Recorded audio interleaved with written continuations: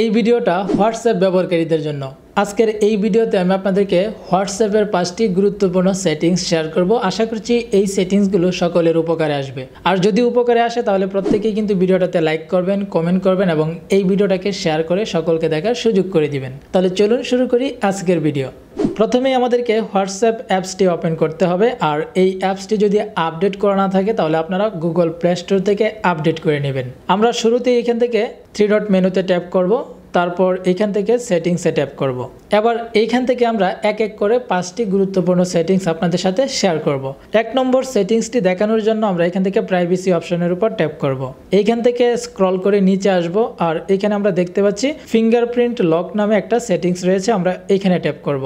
এই সেটিংসটা আপনি কিন্তু বাই ডিফল্ট বন্ধ করা দেখতে পাবেন, আপনি জাস্ট এখান থেকে চালু করবেন। এখানে চালু করতে হলে আপনাকে কিন্তু ফিঙ্গারপ্রিন্ট দিতে হবে, তারপর সেটা অটোমেটিক চালু হয়ে যাবে। যখন আপনি এটাকে চালু করবেন, এর পরবর্তীতে আপনি যখনই হোয়াটসঅ্যাপ অ্যাপসটাকে ওপেন করবেন তখন কিন্তু ফিঙ্গারপ্রিন্ট দিতে হবে। তো এখন আপনার ফোনটা যদি অন্য কেউ হাতে নেয় এবং যদি কেউ চায় যে আপনার হোয়াটসঅ্যাপে প্রবেশ করবে, তখন কিন্তু সে প্রবেশ করতে পারবে না, কারণ যখনই হোয়াটসঅ্যাপে ট্যাপ করবে তখন কিন্তু সেখানে ফিঙ্গারপ্রিন্ট চাইবে। আর যেহেতু আপনার ফিঙ্গারপ্রিন্ট দিয়ে এখানে সেটিংসটা করে রাখবেন, তো এই ক্ষেত্রে আপনার ফিঙ্গারপ্রিন্ট ব্যতীত অন্য কেউ আপনার হোয়াটসঅ্যাপে প্রবেশ করতে পারবে না।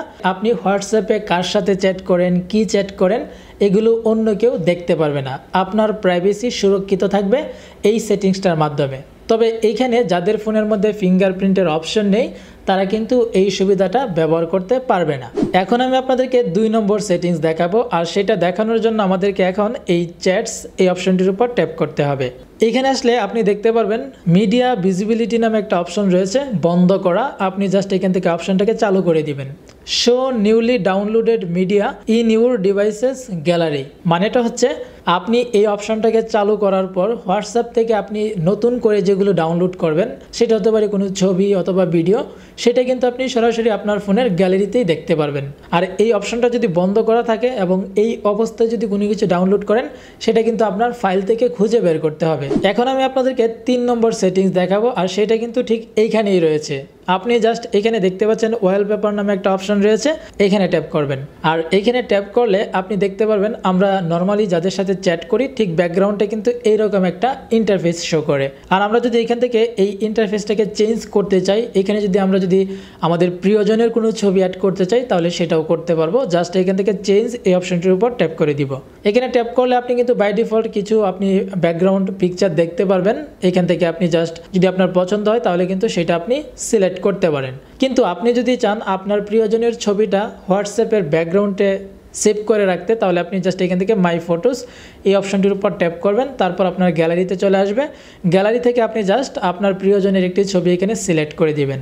তারপর আপনি দেখতে পারবেন এখানে প্রিভিউটা শো করবে, অর্থাৎ ব্যাকগ্রাউন্ডে আপনার সিলেক্ট করা ছবিটা থাকবে আর উপরে আপনি এভাবে চ্যাট করতে পারবেন। আর আপনি যদি সেটা সেট করতে চান তাহলে আপনাকে নিচের দিকে দেখতে পাচ্ছেন সেট ওয়ালপেপার, এখানে এসে ট্যাপ করতে হবে, তাহলেই কিন্তু আপনার হোয়াটসঅ্যাপের ওয়ালপেপার হিসেবে আপনার প্রিয়জনের ছবিটা এখানে সেভ হয়ে যাবে। এখন আমি আপনাদেরকে 4 নম্বর সেটিংস দেখাবো, আর সেইটা হচ্ছে নোটিফিকেশনস এই অপশনটির মধ্যে। আমরা জাস্ট এখানে ট্যাপ করব। এখানে আসার পর আপনি নিচে দেখতে পাচ্ছেন 2টা সেটিংস রয়েছে, আর এই 2টা সেটিংস কিন্তু বন্ধ করা রয়েছে। প্রথমে যে সেটিংসটা রয়েছে সেটা হচ্ছে ইউজ হাইলি প্রায়োরিটি নোটিফিকেশনস, আর এখানে বলা হচ্ছে show previews of notifications at the top of the screen. মানে আপনি যদি কারোর সাথে চ্যাট করেন এবং তাদের চ্যাটের যে প্রিভিউটা সেইটা যদি পরবর্তীতে আপনি আপনার ফোনের টপ স্ক্রিনে দেখতে চান, তাহলে আপনি জাস্ট এখান থেকে সেটিংসটাকে অন করে দিবেন। এরপর আপনি দ্বিতীয়ত আরেকটা সেটিংস দেখতে পাচ্ছেন রিয়াকশন নোটিফিকেশন, আর এইটা হচ্ছে show notifications for reactions to message you send. অর্থাৎ আপনি যখন কাউকে কোনো মেসেজ সেন্ড করবেন এবং সেই মেসেজের মধ্যে যদি কেউ রিয়াকশন দেয়, সেটা কিন্তু অনেক সময় আমাদের ফোনের নোটিফিকেশানে মানে ফোনের উপরেই ঠিক দেখতে পাই যে নোটিফিকেশান আকারে কিন্তু সেটা শো করে। আর এইগুলো যদি আপনি দেখতে চান তাহলে আপনি জাস্ট অপশন 2টাকে চালু করবেন। আর যদি আপনি কোনো প্রকার হোয়াটসঅ্যাপ থেকে মেসেজের পরে যদি কেউ মেসেজের রিপ্লাই দেয় অথবা যদি কেউ আপনার মেসেজের উপরে রিয়াকশন করে, সেগুলো যদি আপনি নোটিফিকেশান আকারে দেখতে না চান তাহলে অপশনগুলো বন্ধ করে দিবেন। আপনি এখানে নোটিফিকেশন দেখতে চান কিনা সেটার উপরেই কিন্তু আপনি সেটিংসটাকে চালু করবেন অথবা বন্ধ করে রাখবেন।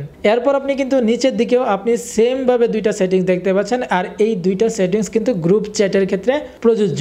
আর গ্রুপে যাদের সাথে কথা বলবেন সেইগুলোর নোটিফিকেশন যদি আপনি মানে আপনার ফোনের স্ক্রিনে দেখতে চান বা যদি আপনি বন্ধ করে রাখতে চান, তাহলে আপনাকে এই দুইটা সেটিংস অফ অথবা অন করতে হবে।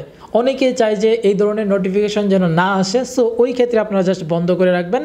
আর যদি আপনাদের প্রয়োজন হয় যে নোটিফিকেশন দেখতে হবে, তাহলে অপশনগুলোকে আপনাকে চালু করে রাখতে হবে। এখন আমি আপনাদেরকে 5 নম্বর এবং সবচেয়ে গুরুত্বপূর্ণ একটি সেটিংস শেয়ার করব। এখানে আপনারা দেখতে পাচ্ছেন স্টোরেজ অ্যান্ড ডাটা নামে একটা অপশন রয়েছে, আমরা জাস্ট এইখানে ট্যাপ করব। এইখানে আসার পর আপনি দেখতে পাচ্ছেন মিডিয়া অটো ডাউনলোডেড, এই অপশনটির মাধ্যমে হচ্ছে আপনি অটো ডাউনলোড করতে পারবেন। সেটা হতে পারে কোনো ছবি, ভিডিও, অডিও অথবা কোনো ডকুমেন্ট।